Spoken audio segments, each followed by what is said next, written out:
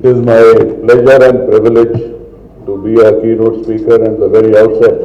I am extremely thankful to CV Anand and HCSC for having invited me here and given an opportunity to discuss with you our level of awareness which exists or doesn't exist in the country and how we take it forward. And because of a very multi-stakeholder crowd, we will be getting into awareness from a very strictly all-pervasive point of view rather than getting into extreme technicalities of it. And I presume over the course of the day those technicalities will anyway come up. So I'll try to address 3 or 4 main stakeholders.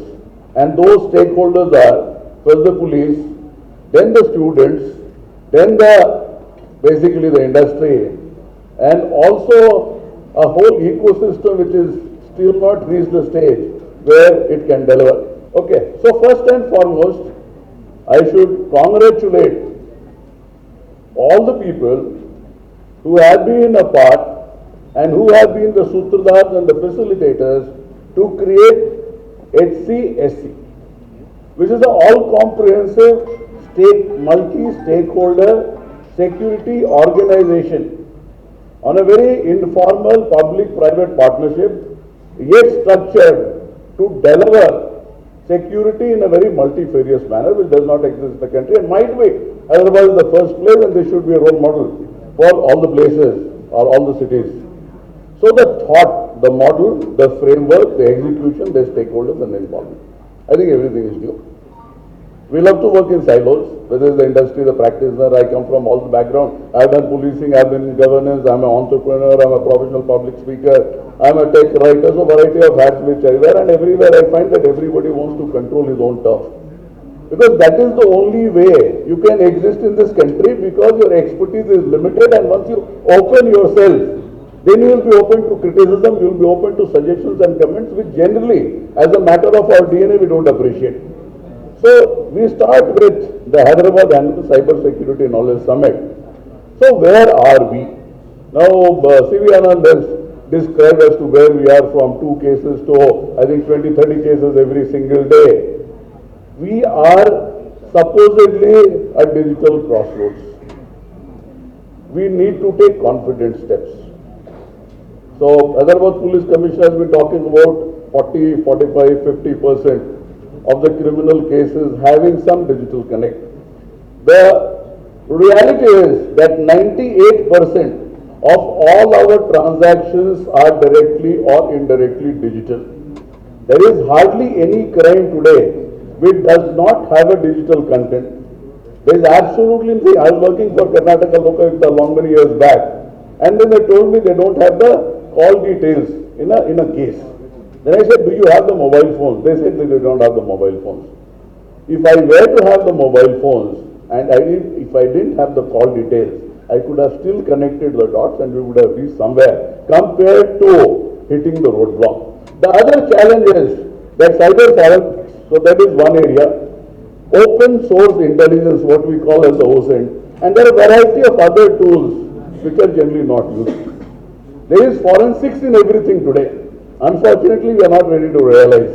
And 98% of our cases can be dealt by what we call as the open source intelligence, which generally, in general parlance, we call it as social media investigation and things of that nature. There are legal handicaps, there are other handicaps also. But currently, we are in a situation where we are not able to deliver what we intend to, what we should, and have a command and control of the nature which police governance and all the other systems should have, inclusive of the private sector. So we need to take confident steps.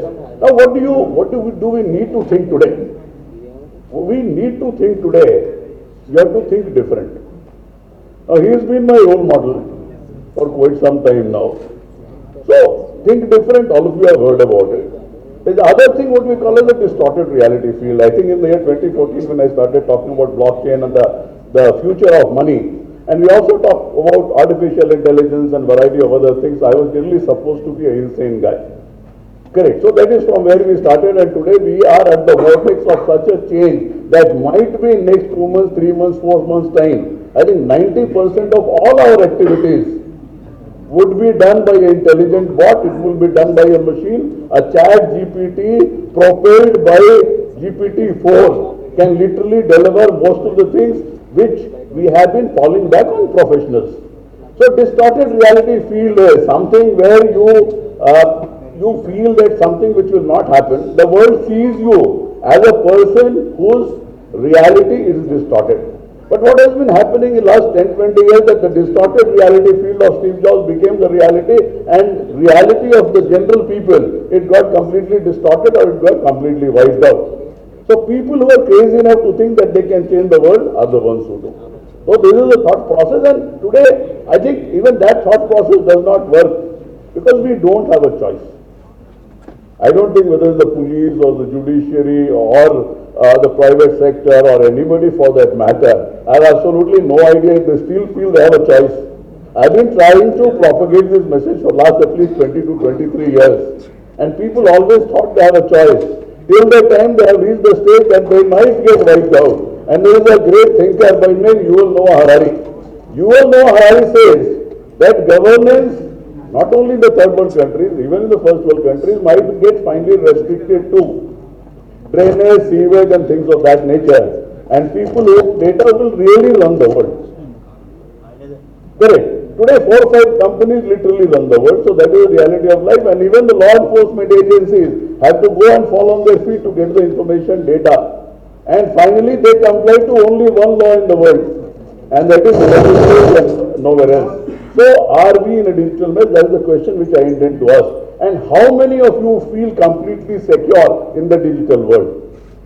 How many of you feel completely secure in the digital world?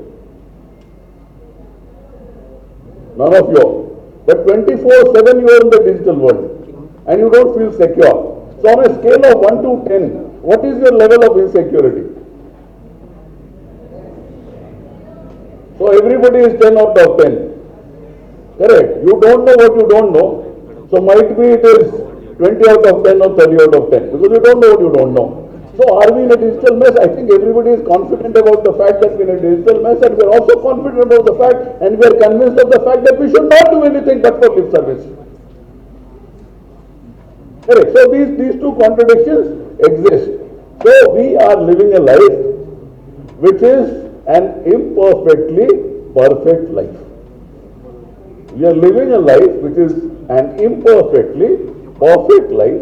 We dress like this. I also put my suit earlier. I used to put on a uniform and I used to try and pose as if I am in control of everything. I might be able to deliver a speech or give you some contours which might be most of the people will not be able to give you, but that is nearly all. That is nearly all. I don't have a solution for a SCADA attack which happened in 2008 or 9. And that source code is still lying in the wild. And you can pick up that source code and you can bring any critical infrastructure on its knees in this country and anywhere on the face of the earth. Last year we had colonial pipelines. I think they ended up paying $6 million. JBS ended up paying $5 million.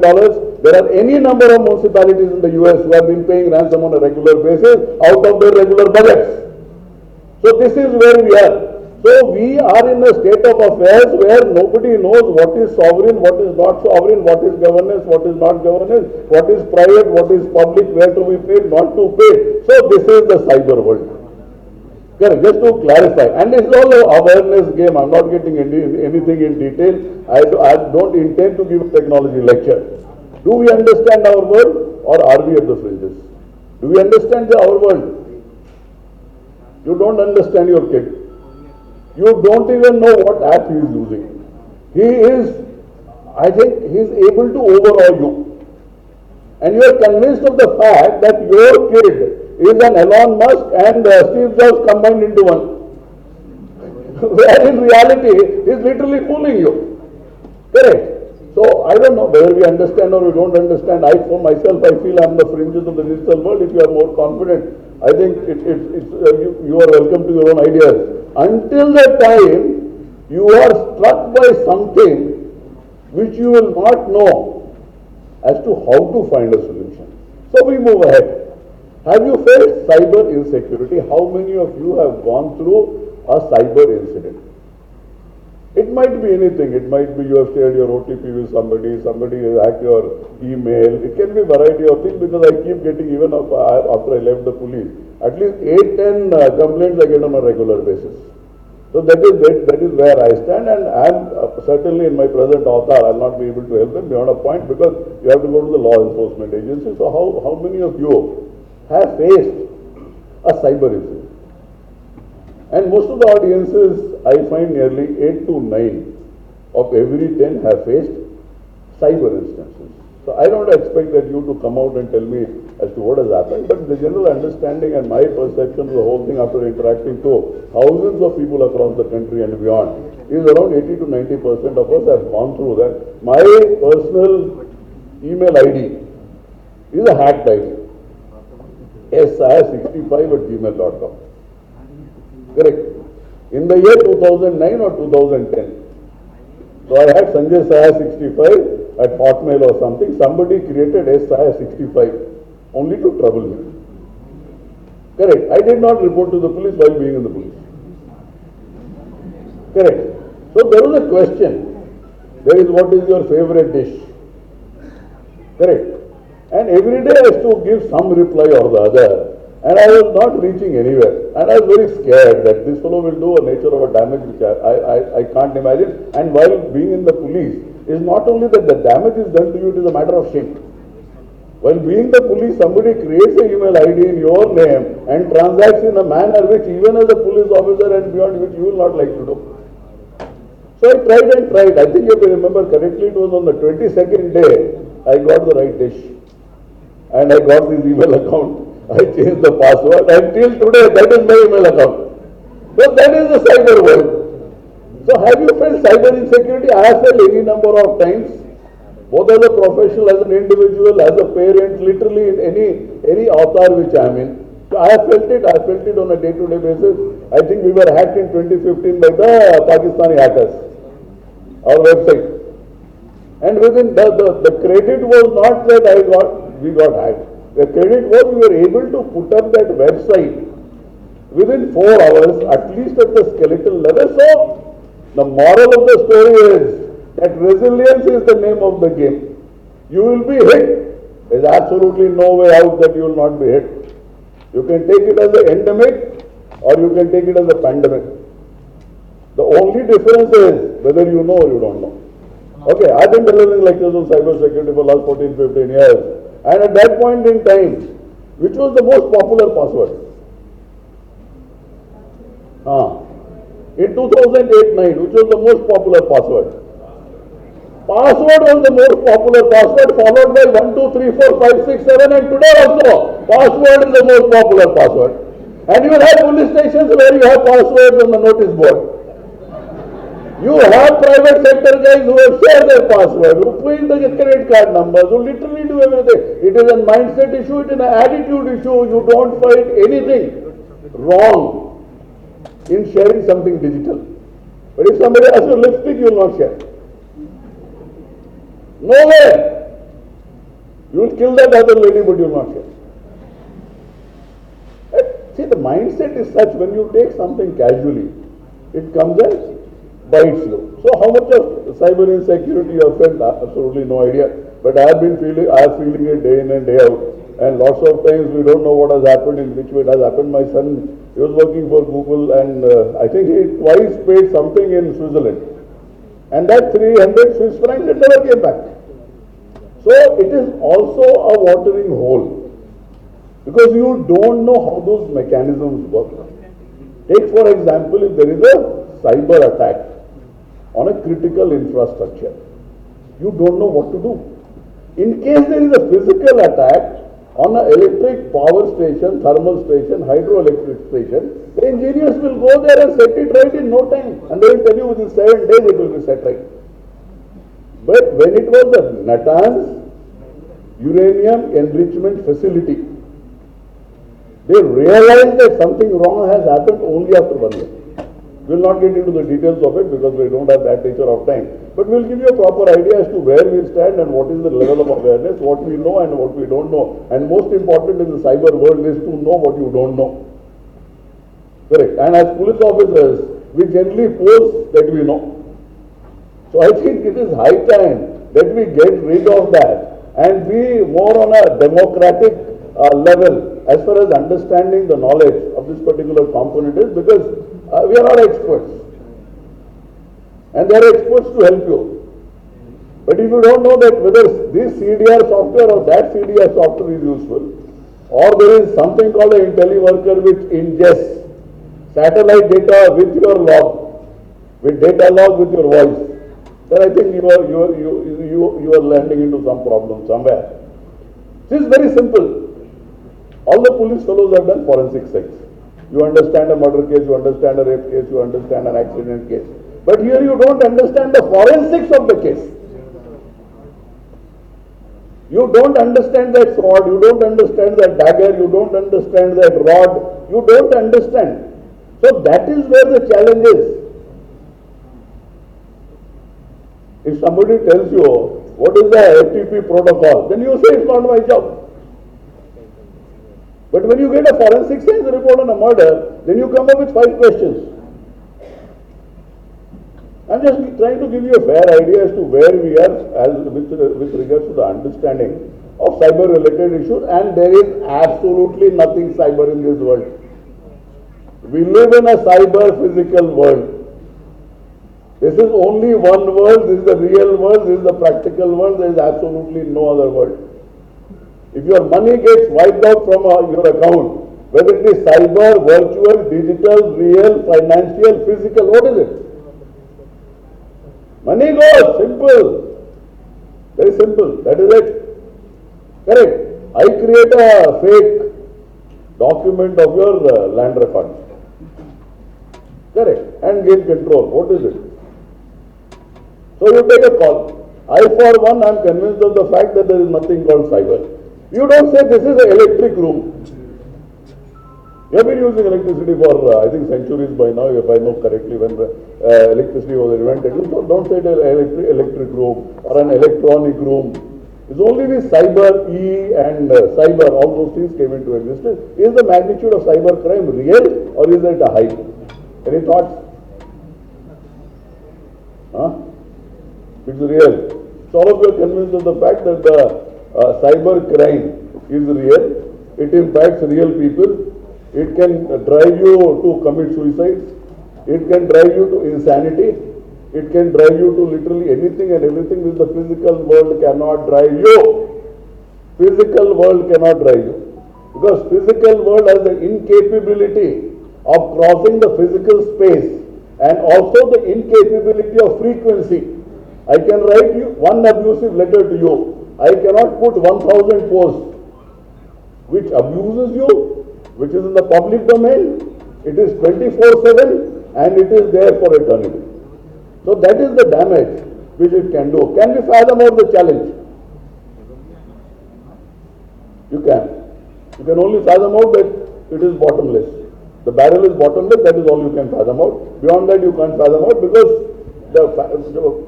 the capability to fathom out the challenge and the capability to respond to it should be directly proportional, otherwise there is absolutely no sense in getting into this. So this is where we have started. We started from curiosity and today we are at national security, and as Anand was saying, half of the Ukraine war is being fought on the cyber arena. Literally every war today, 70, 80, 90% of it is being fought in the cyber arena. So the physical is only what you are seeing. Actual war is being conducted somewhere else. And if you get into the whole drone component of it, and if you get into swarm drones, and you get into autonomous weapon systems and variety of other things which are becoming a very regular thing, I think we have already moved on to a different world. We are not ready to accept it. So this is the broad kaleidoscope of what has been happening. Lazarus is ISIS of the cyber world. Financial crimes end to end. Russians, they hacked US democracy, US presidential elections 2016. We'll not get into the variety of all these things, but this is where we are. And that explains the present status of the world. You come to critical infrastructure. Things are getting hacked on a regular basis. You are seeing 67% of the critical infrastructure, all the SCADA systems, supervisory, control and data acquisition by Siemens, by Schneider, by Honeywell. These are the systems which run critical infrastructure in India and across the globe. And behind every critical infrastructure, there is a critical information infrastructure which runs the critical infrastructure. And if you are able to play around with the critical information infrastructure, it becomes very, very difficult. Somebody has put this barrier, right? Okay. Anyway, if somebody can remove the barrier, then at least it will be easy to move around. So why this issue has come? This issue has come because today everything has become data. Everything has become data. It is the datafication of the world. Without data, data was there earlier also, but it was limited. Today your finances, your emotions, your Facebook. So I think 64 likes on the Facebook, somebody will be able to tell you what sort of a personality you are. And some 264 responses or something. Facebook will know you better. Facebook will know you better than your spouse. Anyway, your spouse doesn't know you, so that is a different story. So regarding that, we need not bother much. So this is where we are. How secure are we? Now, all our operations, at least since the time of COVID, is happening on the cloud. All of you know what cloud is. As the joke goes, so somebody started explaining about the cloud, and at the end of the story, the person who was listening to the cloud story said, "कि अगर बादल नहीं होगा तो क्या होगा?" Anyway, so that is on a humorous part. So cloud is the most happening place, and literally even the fellows who own the cloud, they don't know what is the cloud about, because there are lots of different technologies, different systems, different processes, different commercial issues which come onto the cloud. And how many of us can afford AWS? I was also told that there are some people in this crowd who come from the MSME background. I run my startup myself, so I have a separate fancy for the MSE background. And if the MSMEs feel that they don't need cyber security, I think they're really, really mistaken, and they are in for a solid surprise. The bigger companies can manage their cyber security stance in some manner or the other, but MSMEs, because of lack of financial and other resources, so they are not able to handle that sort of a. So this is where we are. Since the whole thought, I was addressing somewhere, I think in Bombay once. So I told the concerned organizers, to give the mic is your prerogative, to return it back is my prerogative.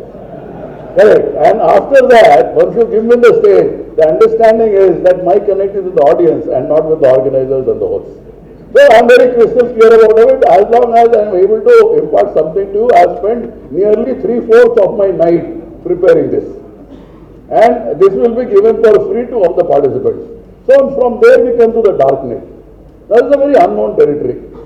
It's a complete unknown territory. So we'll not get into the details of it because the bell is ringing. We'll try and finish it off in another 10 to 15 minutes. And I think they will bear with me. So this is the biggest repository of tool resources, whatever is there, deep web, dark web, the onion router. You would have heard a couple of these names, couple of things you would not have heard. Where technology itself is an handicap. Where technology itself is an handicap. So if there is a 264-bit encryption, it will say with so many core processors, it's all theoretical in nature, it will never get tracked. So cyber MSMEs caught unawares, we have talked about it. Video surveillance is another dimension. We generally don't talk about video surveillance. Whenever we get videotape security, nobody talks about how you can enter into that system. If somebody enters into the Hyderabad system or the Bangalore system and takes control over it and gives directions and video footage of different things, then that can lead to a mess which is unimaginable. I think it is antithetical to each other at the present level of Indian understanding, concept, thought, process, practice, whatever you call it. Hacker is at the center of the world. Unfortunately, the user is not in the center of the universe. The user should have been in the center of the universe. If you get into the biggest cases in recent times of Silk Road investigations and Bernard, WannaCry,